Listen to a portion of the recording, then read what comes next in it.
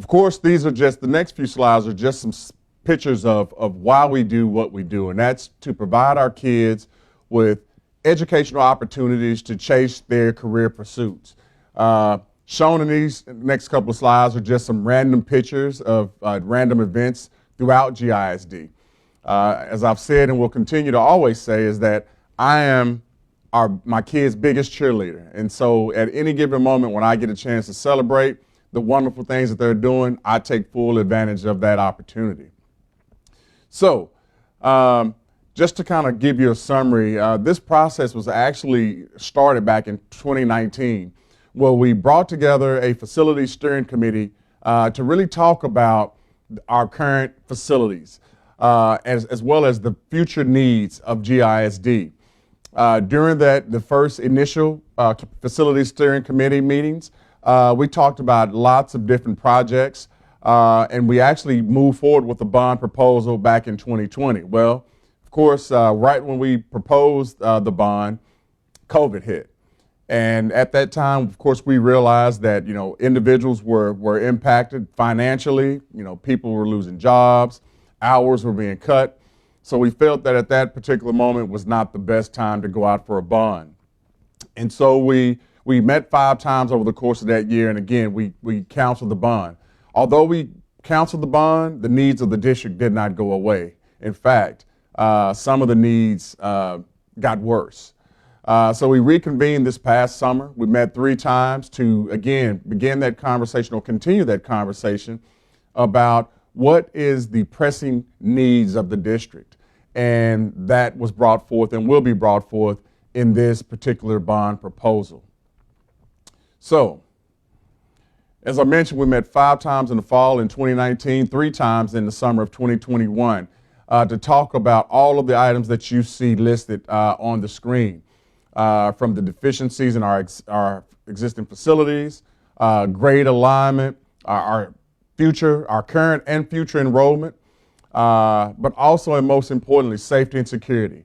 As for me, as the superintendent of schools, my #1 priority is to ensure that our faculty, staff, and students are safe and secure at all times, because until we get to that point where our kids and our staff feel safe, nothing positive can occur. So that is my priority numero uno, is to ensure that all faculty, staff, and student members are safe. On this slide really kind of just outlines the planning and the facility steering committee timeline. Again, back from 2019 all the way up to the summer of 2021. It shows each step that we've taken along the way to ensure that not only were we able to bring to the table a proposal that was going to truly meet the needs of GISD, but also we went through a process where we involved as many people who wanted to be involved in this process as possible, from our parents to our community members. We had children that were interviewed, faculty members, and so we tried to get a cross-section and cross-representation of all of those bodies of individuals within this process. Again, just kind of talking through the planning process, we went through a facilities assessment review, which we contracted with an outside agency to come in and give us a realistic view of where we were from a facility standpoint. They came in and looked at all of our instructional space. No athletic spaces were evaluated. No central administration buildings were evaluated. Our transportation building was not evaluated. But we wanted to focus on instructional space. What we also did was we also had a demographic study performed as well. The demographic study was designed to help us better understand what the next 5 to 10 years of student growth look like here in GISD. Of course, there's no surprise as we look around, we see our 35 is being expanded and we see some growth throughout our city. We're growing. And so much so that right now our current enrollment is above where we were at the end of last year, which is a great thing. We're having more kids come to GISD, so we definitely have to make sure that we plan accordingly. We did a look, listen, and learn tour where we allowed outside agencies, our stakeholders to come into our schools and to see firsthand the buildings and the conditions that the buildings are in. And then, of course, I talked about our facility steering committee briefly. My goal was to get 100, but we ended up having about 45 dedicated and committed individuals who met with myself and my team to really kind of talk through the needs of GISD. The next couple of slides just show some pictures from random moments within our facility steering committee process. These individuals, again, talked about various projects, and as you can see at the bottom, you can see we were involved in a gallery walk where all of the projects that were identified, each individual committee member had an opportunity to vote on which 3 individual projects did they feel were the top 3. And from that collection of data, we were able to narrow down the scope of all of the projects that were proposed. Here's just a layout of our current district. We have our Head Start building, built in 2000. Of course, our Head Start program is a partnership between GISD and Region 9, which is out of Wichita Falls. We do not own those buildings. Region 9 owns those buildings. And I'm going to talk further about how this bond proposal actually impacts our Head Start program further in the presentation. We have our Edison Elementary School, which was built in 1961. We have Chalmers, built in 2000. We have our intermediate campus, which was built in 1997. The junior high, built in 1958, with our high school being built in 2006. As I've said all along, my #1 priority is the safety and security of all of our faculty, staff, and students. Pictured in this slide, you see the entryway into our junior high school. One of the big things that is included within this bond proposal is the building of secure vestibules. What is a secure vestibule? Generally, when you go through a secure vestibule, when you enter into a school, you're routed through the front office before you gain entry into the building. It's in the front office where you're vetted, and school district personnel are able to identify what your business is on campus that particular day before you gain entrance into the building. Well, in looking at this picture here, you see that once an individual gets beyond that first set of doors, they have open access to the building. If you go left or right, you have open access to classrooms, kids, and etc. And that's definitely something that is of concern to me as a superintendent. Of course, you see all of the other things that are listed that will be addressed as a result of this bond as well. But there's one key thing that I'd want to note. The storm shelter, which is the last item you see listed on your screen. Of course, when this school was built back in 1958, it was built up to spec. Of course, in 2021, it's far from being up to spec according to the current day statutes. With any new construction, you have to build what's called a storm shelter. A storm shelter is not a separate building by any means, but it's a structure that has to be big enough to accommodate all of the student and staff that are present within that campus. This campus was being built for 850 students, and so the only shelter that we would have on that particular campus to accommodate that number of kids and staff would be the gymnasium. It's not a separate gymnasium. It's the gymnasium, but what would happen is they would reinforce the gymnasium so that in the event we had a tornado that come through, if a tornado came through Gainesville and tore down the entire school, the one remaining structure, according to, of course, the specs of the storm shelter, would be that. The storm shelter would be able to sustain any type of major tornadoes if in the event we were to ever encompass that. Also, one of the things that we want to address is ADA concerns, and that's Americans with Disabilities Act. As you can see, this is a picture of the back of the junior high. There's no ramp located back there, and if you're a student we have students in wheelchairs, we have students who utilize walkers, we also have adults who have physical limitations. It's very difficult for those individuals to be able to go up and down those stairs. Of course, that would be taken care of as a result of the bond, but also you see, if you look at the concrete area, we have a lot of flat work that's failing. Currently on our junior high campus, there's lots of curbs that are failed. We have lots of potholes, which present a totally different hazard when you talk about people walking and getting, from building to building in a safe manner. This photo shows we have lots of structural deficiencies. Again, this building is 64 years of age, and so, or near, about to turn 64 years of age. And this is a picture of the roof. Right now, as of October 13th, 2021, our junior high needs a $2 million roof replacement, okay? That's whether the bond passes or fails. We have to replace that entire roof because we have several areas located on that roof where leaks are occurring and the roof has just failed. We also have drainage issues. When we talk about the heavy rains, I'll use the gymnasium for example. I know the gymnasium in several areas in the hallway. Anytime we suffer heavy rains, we have to put buckets out in the hallways to collect the rain and keep the rain from hitting the floor so that our kids are not slipping in the hallways. But in our library, we have standing water. There's water that is permeating the building and is settling in the carpet, which causes major concern when you talk about mold, when you talk about the ruining of the books and all of the technology that's present within the library. So those issues too will be addressed as a result of this bond. On the roof of the junior high, we have our HVAC units.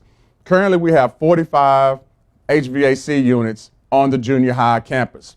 The normal life expectancy of a HVAC unit is about 20 years. We have 45 units of it up on top of the roof, of which 40 of them are older than 20 years of age. What does that mean to me, the superintendent? That means they're starting to fail. And each time one of those units fail, we have to go out and rent a crane, which is about a $2,000 expenditure. And then we have to replace that unit. Those units run anywhere from $8,000 to $10,000 per unit. We just had to put one in a couple of weeks ago, and they're starting to fail on a more constant basis. So that too will be addressed as a result of the bond. Below that, you see the single pane windows. The single pane windows are making it increasingly more difficult to cool and heat our classrooms because imagine single pane windows. To get, I guess, a realistic example is imagine running your AC during the summer months, during July, mid-July, at about 3 o'clock in the afternoon with your door wide open. It's kind of hard to cool down your house under those conditions. And those are the same conditions that we're facing each and every day with our single pane windows that we have currently at our junior high school. This slide shows all of the items that have been brought to the top as concerns in regards to the junior high. The cumulative rating that was placed upon the junior high school was that it was a replacement candidate, which means that this 63-year-old facility has met and exceeded its useful life.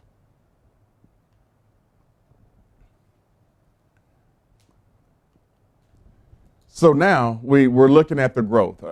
Another part of my job as a superintendent of schools is I have to plan for the next 5, 10, 20, 30 years of Gainesville ISD, and it's no surprise to us that we're growing.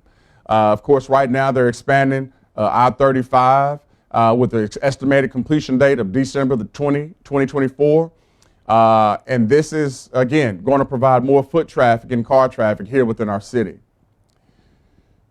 Part of the demographic report, as I mentioned earlier, was to provide us with a 5 to 10 year window to show us what the projected enrollment would be 10 years from now.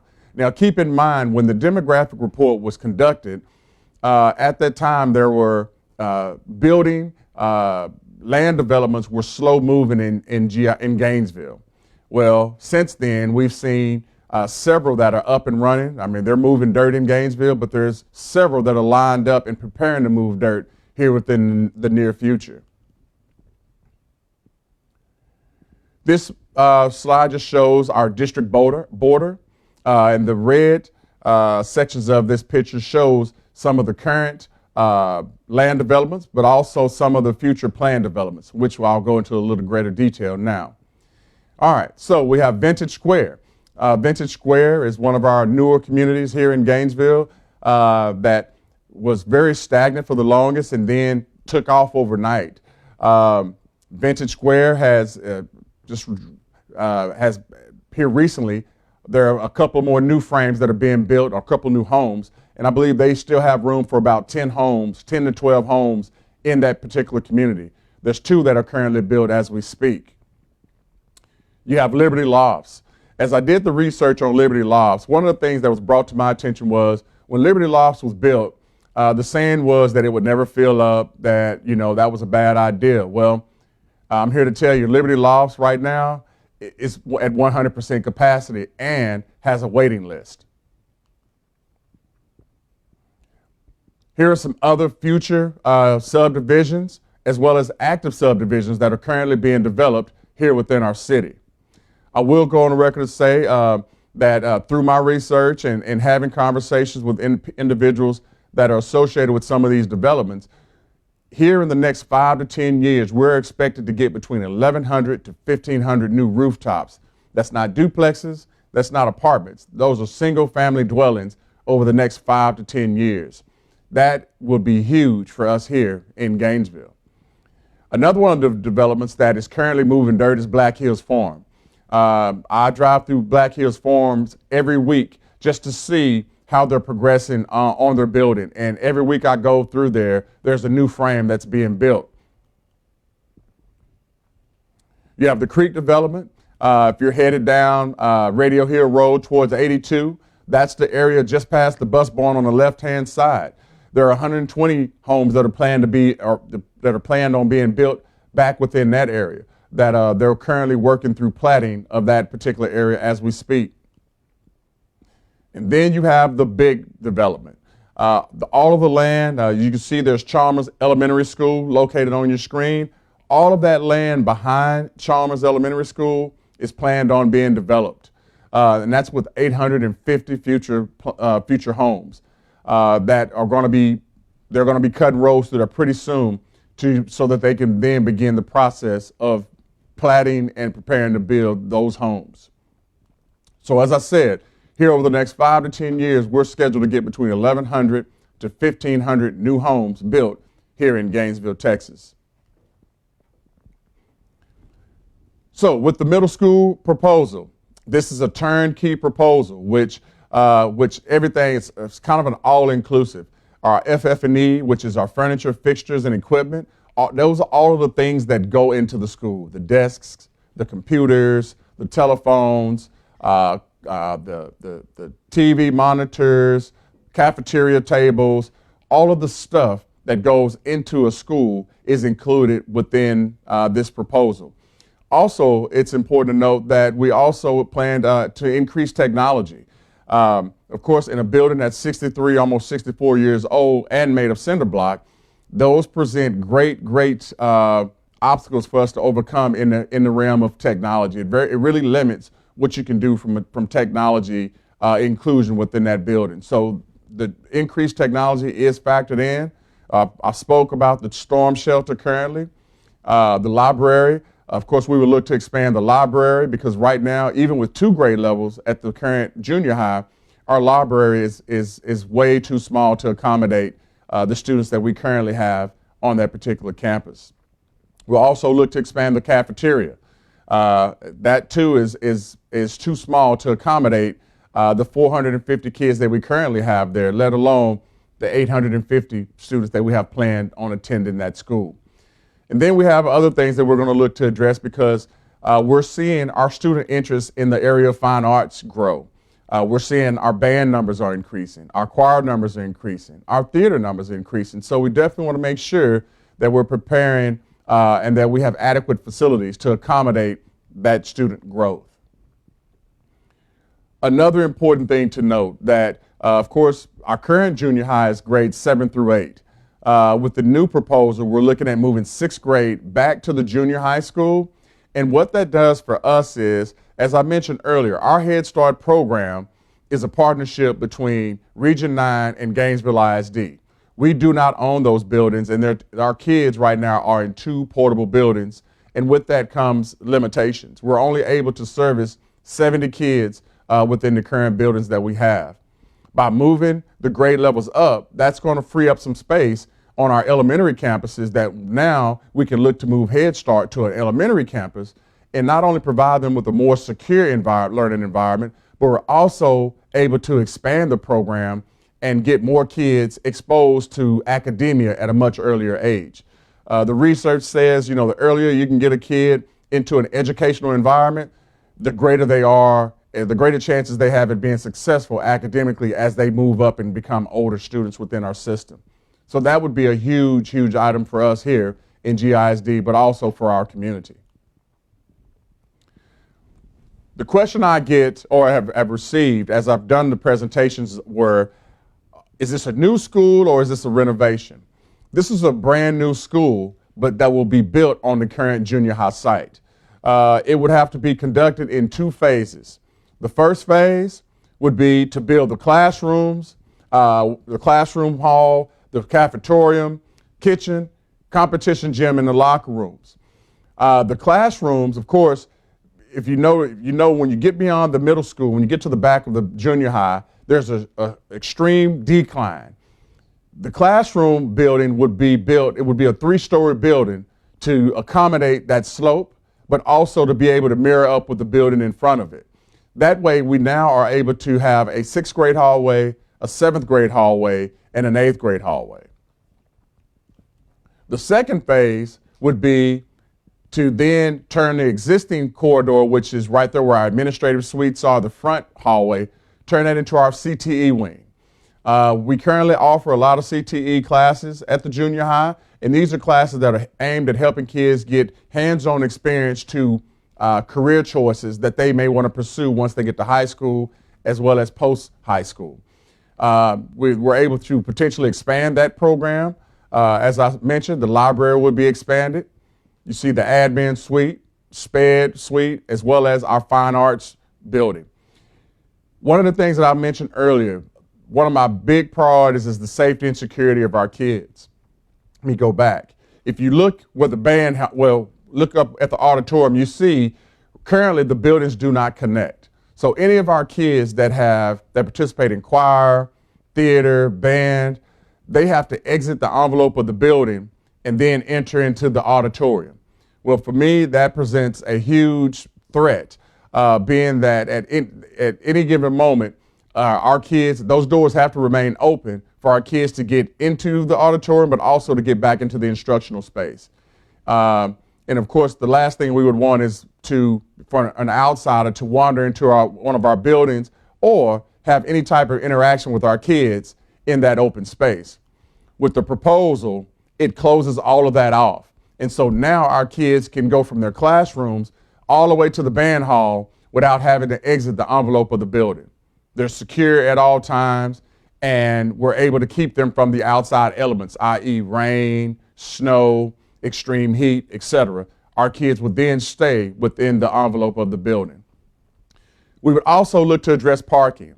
We're going to have to add some additional parking spots, some additional handicap parking, but as well as general parking to accommodate the number of cars that come both to and from our campus.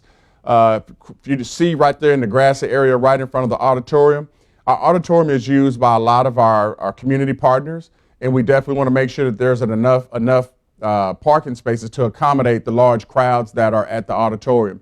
So we're actually going to be looking at potentially adding some additional parking space in the grassy area that's right in front of the auditorium, as well as take care of some additional parking needs in the back of the school. The next couple of slides are just conceptuals. These are conceptual models to show you what the school could potentially look like with all of the recommended additions per this bond proposal. I will say that once we get beyond the election, if we're given the green light, what the next phase would then involve us getting our community involved. Those individuals, similar to my parent advisory committee meetings, individuals who would like to have a seat at the table will be afforded that opportunity. I will be facilitating meetings with myself and district administration, campus staff and administration, community members, as well as students and parents, to sit down at the table to really talk about how do we want the school to look, from the color schemes to the materials that are used. we definitely want to ensure that we're building a building that is going to mirror the beautiful homes around it.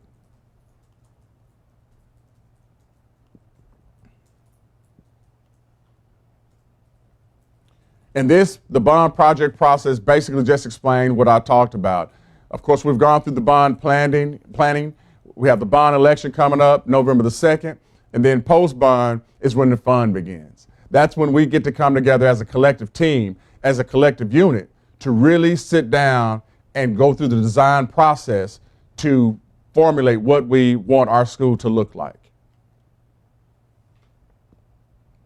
Another question that I was asked was the timeline. Of course, again, the November 2nd is the election date. If given the green light in December of 2021, we will begin the community-driven design process, which we all have a seat at the table, and we begin to talk through what do we want the school to look like. Phase 1 of construction will begin in summer of 22, with the phase 2 completion date of summer 2024. And then we would, of course, open the school, a brand new school, in the fall of 2024. This year's 3rd grade through 5th grade cohort would be our first students that would occupy the new building. This year's third graders would be that year's our 2024 6th graders.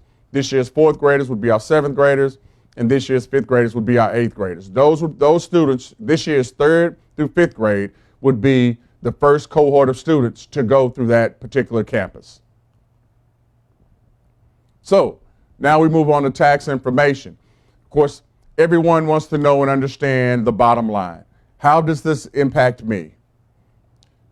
Currently, this slide shows our current tax rate. And I am proud to announce we have lowered our tax rate an additional 4 cents this year. And since 2012, we have lowered our tax rate a combined total of 27 cents. As you can see, in 2012, our tax rate was $1.33. And in 2021, our current tax rate is $1.06.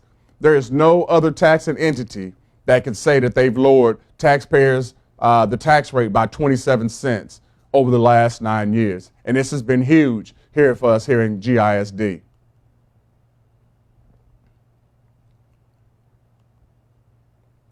Another question I get asked a lot is, why do our facilities not look like those in Aubrey, those in Melissa, those of Anna, and etc.? And this slide tells the story. If you look on the INS side, which is the red side portion of the graph, you see those top 4 schools, they have a 50 cents INS tax rate. What that tells me is those schools have passed bonds recently. As you see, we're the lowest of all of our UIL comparables, okay? Our last tax bond election was in 2005. And so we have gone 16 years without passing a bond, so therefore our INS tax rate is much lesser than those of a Melissa, Anna, or Aubrey. This next slide shows even with the past bond election, we're still not even in the middle of the pack with the past bond.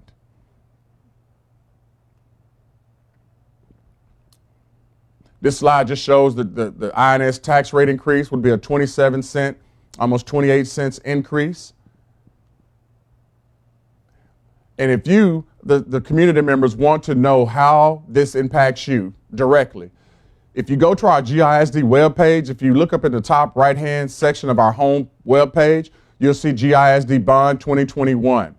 If you would click on that tab, you'll see all of the materials, all of the handouts that were given out during all of the facility steering committee meetings, all of the notes, but also you'll see a tool called the Tax Impact Calculator.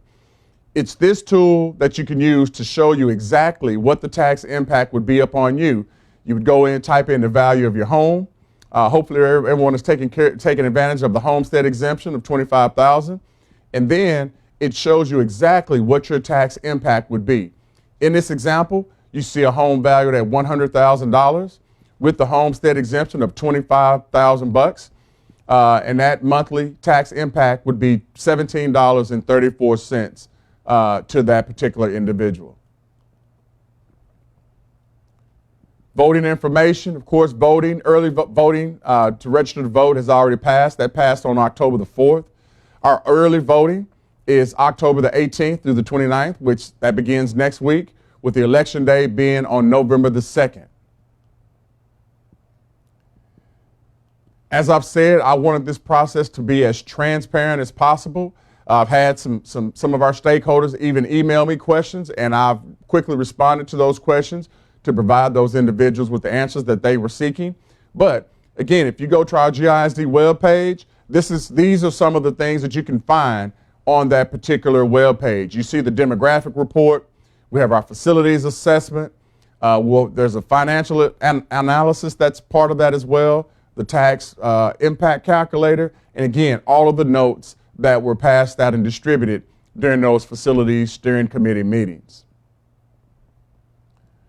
Also, I am hosting a series of weekly meetings, town hall meetings, to continue to get the information out there to our stakeholders, but most importantly, to be out there to answer the questions that you all may have regarding this particular bond proposal. For the remainder of this month, I'm going to be over at the junior high from 5:30 until 6:30, or 5:30 until the last question has been answered, from the 14th, which is this Thursday, which is tomorrow, for the next couple of Thursdays, during that time to address those questions. I'll be going through this exact same presentation, but again, I will be there to answer the questions that our community may have.